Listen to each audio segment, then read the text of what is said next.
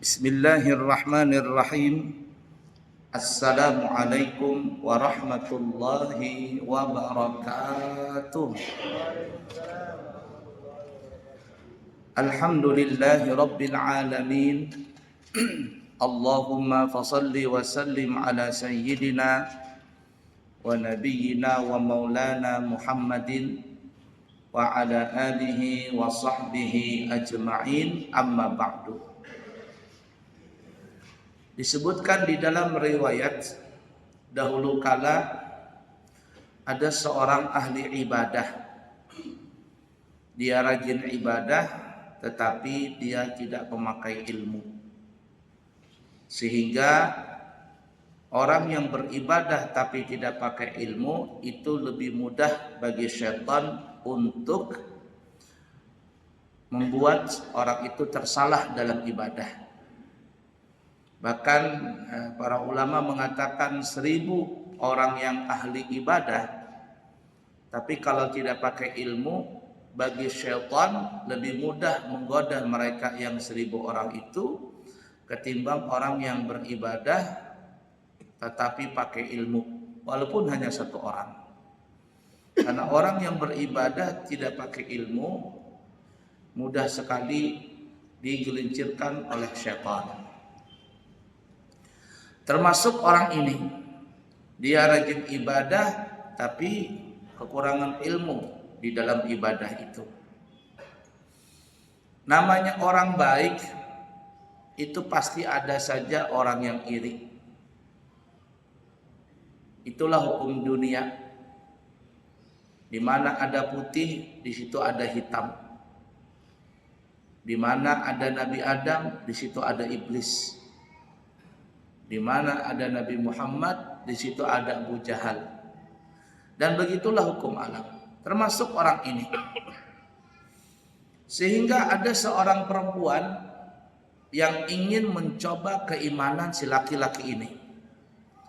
Suatu ketika si perempuan ini dia datang kepada si ahli ibadah dan dia berkata, "Wahai tuan guru, wahai tuan yang ahli ibadah,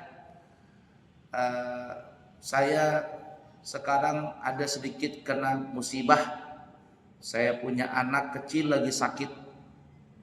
Saya mohon engkau bisa datang ke rumah saya dan mendoakan anak saya. Mudah-mudahan dengan berkat ibadahmu dan doamu anak saya bisa sembuh."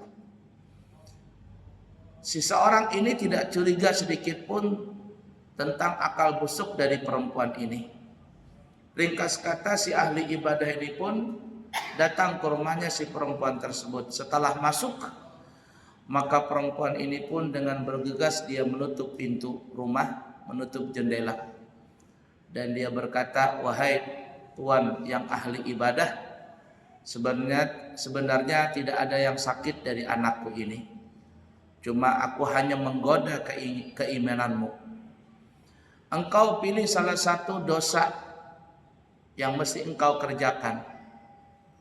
Apakah engkau membunuh anak bayi ini, atau berbuat yang tidak baik denganku, atau engkau minum khamar?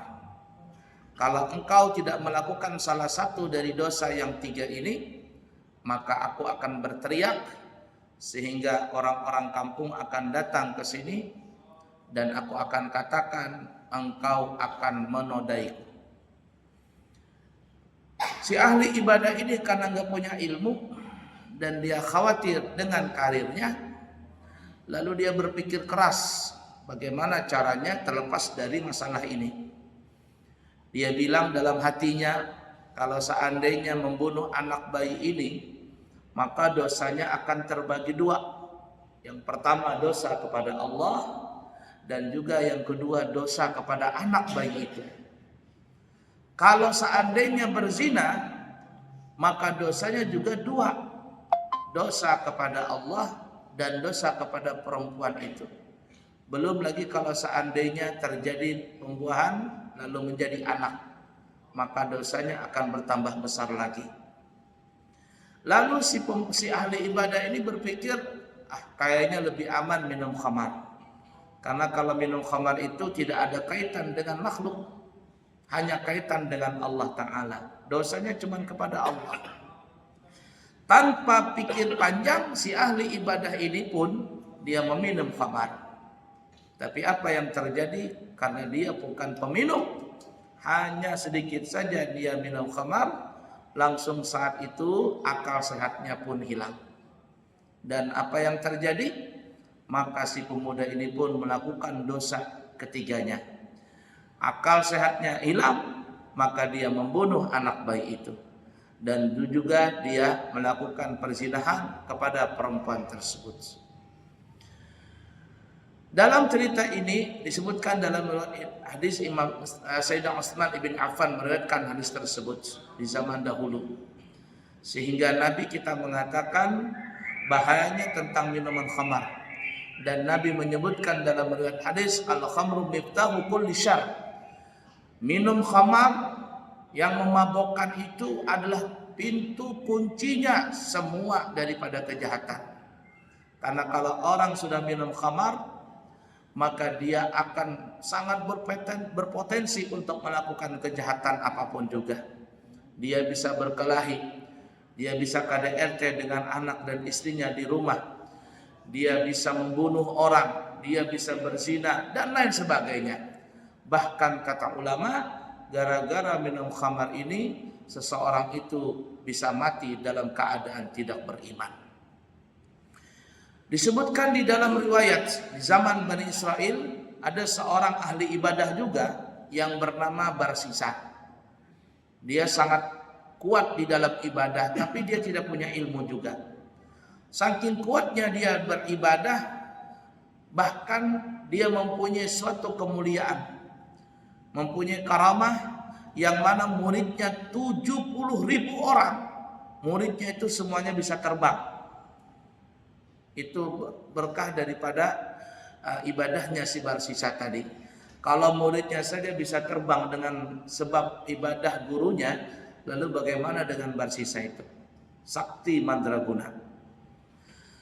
Para malaikat-malaikat Allah di langit kagum dengan apa yang dilakukan dari ibadahnya Barsisa ini. Lalu Allah Subhanahu wa taala mengatakan kepada malaikat, wahai malaikat-malaikatku, apa yang kalian lihat dengan Barsisa itu cuma zahirnya saja. Ketahuilah bahwa Barsisa ini akan mati dalam keadaan tidak beriman. Zaman dulu sebelum Nabi kita Muhammad dilahirkan ke alam dunia ini, iblis, syaitan dan jin itu bisa berbolak-balik ke langit dan ke bumi untuk mencari kabar-kabar dari langit. Kabar-kabar yang tertulis di Lauhul Mahfuz. Dan jin, iblis dan sebagainya itu akan menyampaikan berita itu kepada dukun-dukun yang ada di dunia ini. Nah, pada saat itu iblis laknatullah mendengar dari apa yang disampaikan oleh Allah tertulis di dalam Lauhul Mahfuz bahwa Barsisa itu mati dalam keadaan tidak beriman. Akhirnya iblis ini pun mulai menggoda Barsisa ini. Suatu ketika iblis ini datang menyerupai manusia. Dia datang kepada Barsisa menyerupai manusia yang dia menyerupai ahli ibadah juga. Dia bilang kepada Barsisa, wahai Tuhan Barsisa, jadikanlah aku sebagai muridmu. Dan aku kepingin beribadah di tempatmu ini juga. Barsisa senang hati menerima si iblis ini sebagai muridnya. Padahal Barsisa tidak mengetahui bahwa ini adalah iblis. Dia pikir cuma manusia biasa. Silakan, kata Barsisa, engkau beribadah di tempatku ini dan menjadi muridku. Maka iblis pun mulai melancarkan tipu muslihatnya. Berhari-hari iblis ini sholat di pojokan, berderai air mata. Dia tidak makan, tidak minum, tidak tidur.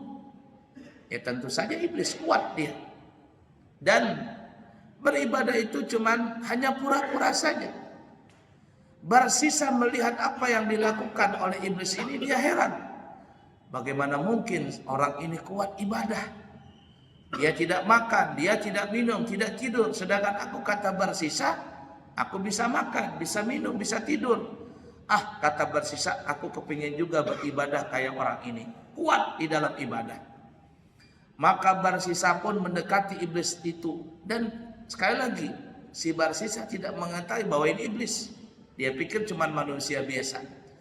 Barsisa pun mulai pembicaraan. Wahai Tuan, engkau ini luar biasa dalam beribadah. Berhari-hari siang dan malam kulihat engkau sholat, sujud, basah tempat sujud dengan sebab air matamu. Engkau tidak makan, engkau tidak minum, engkau tidak tidur. Bagaimana engkau bisa melaksanakan seperti itu? Aku juga kepingin ibadah seperti engkau yang melakukan ini. Iblis pun sudah mulai tersenyum di dalam hatinya. 1-0 sudah masuk ini. Maka iblis pun mulai mengatakan, wahai Tuan Guru Barsisa, sebenarnya aku ini dulu adalah orang yang ahli maksiat. Semua dosa dan maksiat pernah kukerjakan, kecuali menyekutukan Allah saja. Aku belum pernah menyekutukan Allah. Begitu banyak dosaku, aku berpikir kira-kira kalau aku nanti mati masuk neraka kah atau surga? Yang jelas masuk neraka. Maka suatu ketika, kata iblis ini, aku mendapatkan hidayah, aku bertobat kepada Allah Ta'ala. Semua bentuk kemaksiatan ku tinggalkan. Maka aku mulai beribadah. Setiap kali aku beribadah, maka aku akan candu dengan ibadah itu. Kenapa? Karena aku khawatir jangan-jangan dosa-dosaku tidak terampuni. Kapan lagi aku mau beribadah? Kapan lagi aku mau bertobat? Dan belum tentu ibadah yang aku lakukan ini bisa menebus dari segala dosa-dosaku dulu. Mendengar curhatan si iblis tadi, maka Barsisa ini pun juga mulai terpesona. Lalu kata Barsisa, apa yang harus aku kerjakan supaya aku bisa mendapatkan ibadah yang kuat seperti yang kau kerjakan? Iblis pun mulai tersenyum lagi dalam hatinya. Kata si iblis, wahai Barsisa, kalau engkau kepingin mendapatkan kenikmatan, kemanisan dalam ibadah, maka aku sarankan kerjakanlah satu dosa. Satu dosa saja engkau kerjakan. Setelah engkau melakukan satu dosa, maka bertobatlah kepada Allah Ta'ala dan tebuslah dosa tersebut. Dari tobat itu dengan melaksanakan ibadah sebanyak-banyaknya. Kalau engkau mengingat dosa itu, maka engkau tidak ada lagi rasa ingin makan, minum di dalam ibadah itu. Kata Barsisa, cocok kalau begitu. Lalu dosa apa yang aku harus kerjakan? Kata iblis, bunuh orang saja. Kata Barsisa, enggak mungkin aku membunuh orang, karena dosanya itu kaitannya kepada Allah dan kaitannya kepada makhluk Allah Ta'ala. Kata iblis, kalau engkau tidak mau membunuh, berzina saja. Kata Barsisa, berzina juga enggak mungkin, karena dosanya kaitannya kepada Allah dan dosanya juga kaitan kepada makhluk. Kata iblis, kalau engkau tidak mau membunuh, tidak mau berzina, maka carilah minuman khamar. Karena sungguh meminum khamar itu dosanya cuma kaitannya kepada Allah. Barsisa ini pun mengatakan, oh iya kalau begitu benar juga.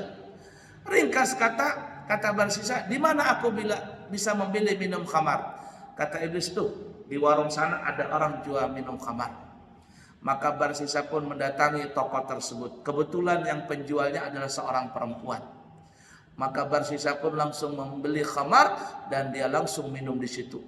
Karena Barsisa tidak pernah mabok, baru saja meneguk beberapa air khamar, langsung dia mabok.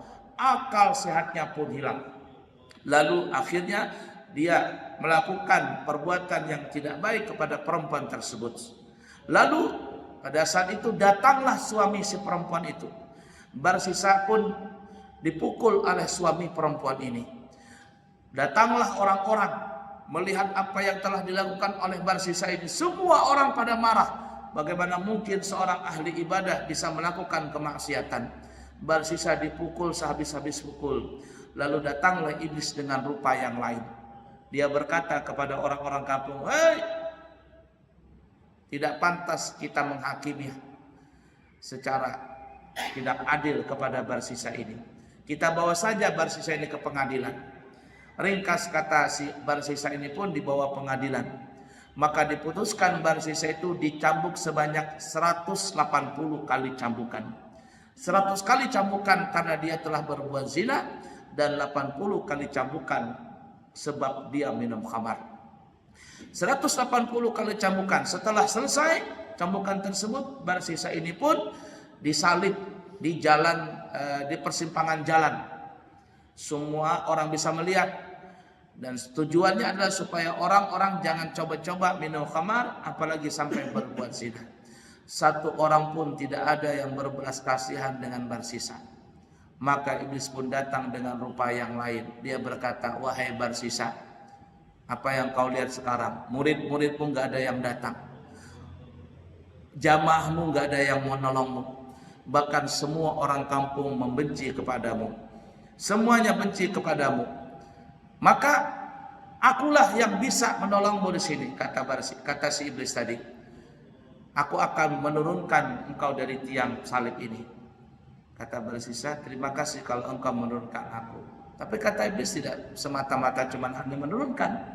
Ada imbalannya, ada tembusannya. Apa kata Barsisa? Engkau sujud kepadaku, kata iblis tadi.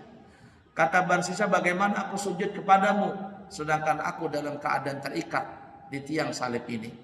Kata iblis, engkau tidak usah sujud kepadaku. Cukup engkau menundukkan kepalamu kepadaku sebagai bentuk sujud dan penghormatan kepadaku. Lalu apa yang terjadi? Barsisa ini pun menundukkan kepalanya, dan saat itu malakal maut Israel pun mencabut nyawanya. Akhirnya dia mati dalam keadaan tidak beriman, disebabkan gara-gara meminum minuman khamar. Oleh karena itu para jemaah, minuman khamar ini sangat berbahaya sekali.